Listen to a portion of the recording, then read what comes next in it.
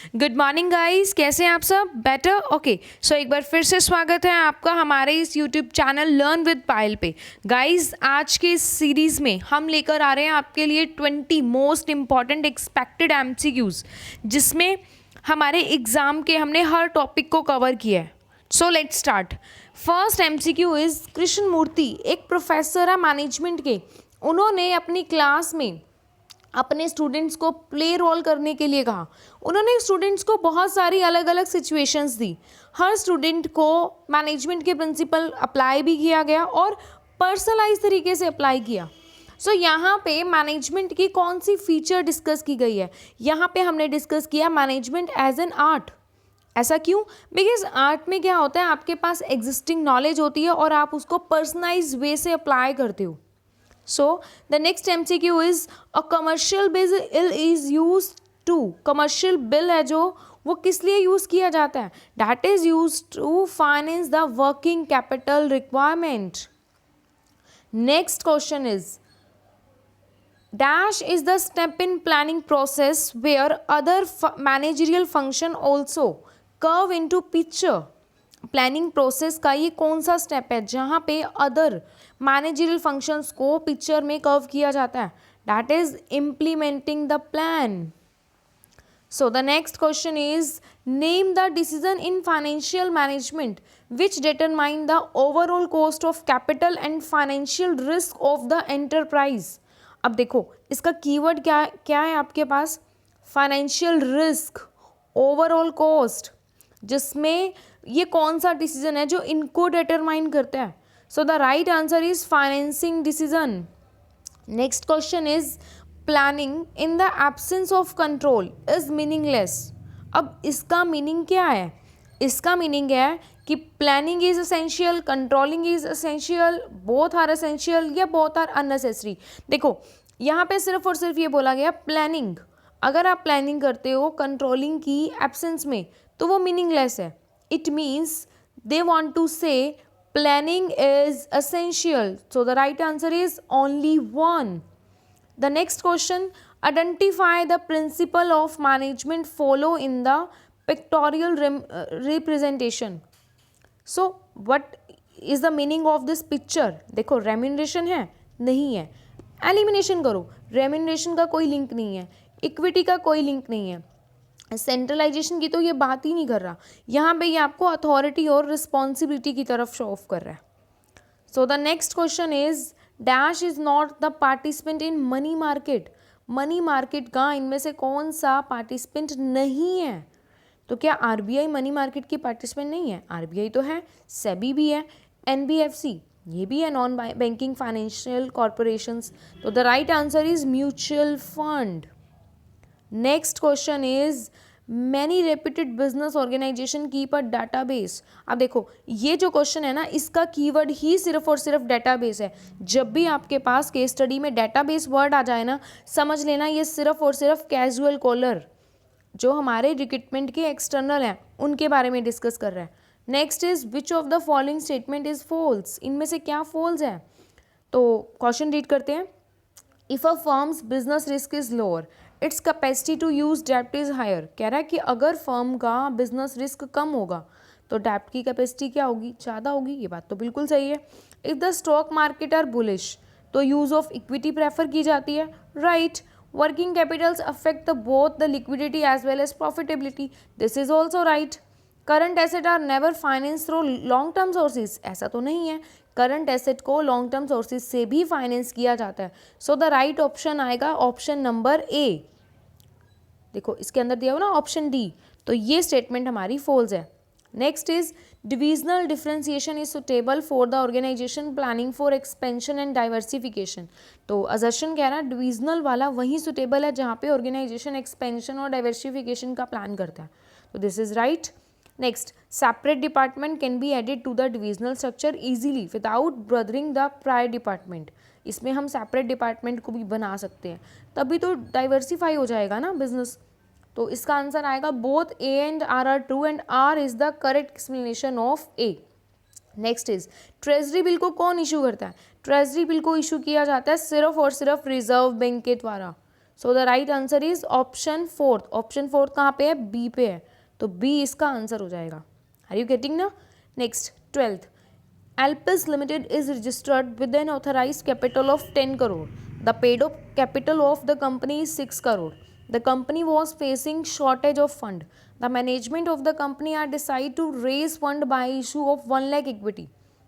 तो यहाँ तक क्या कह रहा है ये कि एल्पिस लिमिटेड की ऑथराइज्ड कैपिटल इतनी है, पेड अप 6 करोड़ है, कंपनी को फंड की शॉर्टेज आ रही है, कंपनी चाह रही है कि 1 लाख के इक्विटी शेयर इशू करे.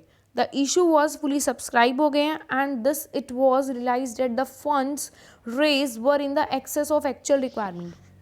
कहने का मतलब है कि फंड्स जो रेज किए गए हैं वो एक्चुअल रिक्वायरमेंट से ज़्यादा हैं. तो अब यहाँ पे क्वेश्चन पूछ रहे हैं आपसे, the concept which was not consider. Company ने फंड रेज करने से पहले क्या कंसीडर नहीं किया? कंपनी ने फाइनेंशियल प्लानिंग नहीं की, जो रिक्वायरमेंट है उससे ज़्यादा इशू कर ली. The next is the national commission has territorial jurisdiction over the whole country. Statement 1. Statement 2. National Commission has a jurisdiction to entertain complaint where value of good or services paid as consideration 1 crore rupee. So the right answer is, देखो, National Commission has territorial jurisdiction over the whole country. This is right कि National Commission के पास jurisdiction है पूरी country की. Second statement कह रही है national commission वही कंप्लेंट्स को एंटरटेन करेगा जो एक्सीड करती हैं 1 करोड़ से. ये स्टेटमेंट तो बिल्कुल गलत है, वहाँ पे लिमिट तो अब 10 करोड़ की है ना. तो the right option is a. Statement 1 is correct and 2 is incorrect. Next, Priya has a home science graduate from reputed college और अभी उसने कुकरी का कोर्स किया. अब वो डिसाइड कर रही है खुद का बिजनेस करना, हेल्दी फूड का रीजनेबल प्राइस पे. उसने ये आइडिया अपनी टीचर के साथ डिस्कस किया. Who encouraged her after analyzing various options for starting her business venture. उसने कुछ शॉर्ट लिस्ट किए कि वो क्या करेगी. सेल करेगी रेडीमेड और ready to make vegetable shakes and sattu milk shake. Then they both weigh the pros and cons. अब identify the function of management. उसने मैनेजमेंट का कौन सा फंक्शन, उसने देखो प्लानिंग की है. बिजनेस को प्लानिंग क्या है? थिंकिंग बिफोर हैंड, कुछ भी करने से पहले सोचना. अभी तो वो क्या कर रही है? जस्ट अपने आइडिया को, फैक्टर्स को आइडेंटिफाई कर रही है ना, वेरियस अल्टरनेटिव्स को. तो यहाँ पे कौन सा कंसेप्ट डिस्कस किया है? Debt is planning. Next, higher डेप्ट equity ratio results in. Higher डेप्ट इक्विटी रेशो किसकी तरफ जाएगी? हायर डेप्ट इक्विटी रेशो जाएगी higher degree of financial risk. जितनी डेप्ट इक्विटी ज़्यादा है उतनी फाइनेंशियल रिस्क ज़्यादा होगी. 16th question is, in the modern marketing sense the term market refers to the place. modern marketing कहती है मार्केट एक जगह है जहाँ पे बायर सेलर आते हैं, मीट करते हैं और गुड्स को एक्सचेंज करते हैं. Okay, so the next is a market. अच्छा, मॉडर्न मार्केट ये कहती है कि मार्केट एक प्लेस है. मॉडर्न मार्केट तो कहती है मार्केट एक प्लेटफॉर्म है, हम ऑनलाइन भी डीलिंग कर सकते हैं. तो हमें स्टेटमेंट को रीड करते ही पता लगा ना स्टेटमेंट 1 इनकरेक्ट है. अब देखो कहाँ कहाँ पे स्टेटमेंट 1 इनकरेक्ट है. एक तो 2 में इनकरेक्ट है, एक तो बी में इनकरेक्ट आ रही है, और कहाँ पे इनकरेक्ट आ रही है? ए में इनकरेक्ट आ रही है. तो हमारे पास 2 ही ऑप्शन बचे. स्टेटमेंट 2 क्या कह रही है? A marketer's job in an organisation is to identify the need of target customer and develop product and services. बिल्कुल सही कह रहा है ये तो कि मार्केटर की जॉब क्या है? वो आइडेंटिफाई करे नीड्स को और फिर जो है उनकी नीड्स को सेटिस्फाई करे. तो इसका राइट आंसर होगा B. Next, Rahim wanted to start with a stationery app to help student. रहीम जो है एक स्टेशनरी ऐप स्टूडेंट्स के लिए बनाना चाहता है ताकि उनको स्टेशनरी में हेल्प कर पाए. He felt that students were not able to get the needed provide stationery. ईज पे नहीं मिल पाती है, हेंस वो चाहता है कि वो स्टेशनरी डायरेक्ट प्रोवाइड करे. अब सजेस्ट करो क्या इसके बाद पूछा है उसने. selected the best way to set up his business by developing an app. suggest what step should be done. अब रहीम को क्या करना चाहिए इसके बाद? देखो रहीम को यहाँ पे आइडेंटिफाई करने चाहिए वेरियस अल्टरनेटिव्स, प्रेमिसेस को डेवलप करना चाहिए, इम्प्लीमेंटेशन करना चाहिए या फॉलोअप करना चाहिए.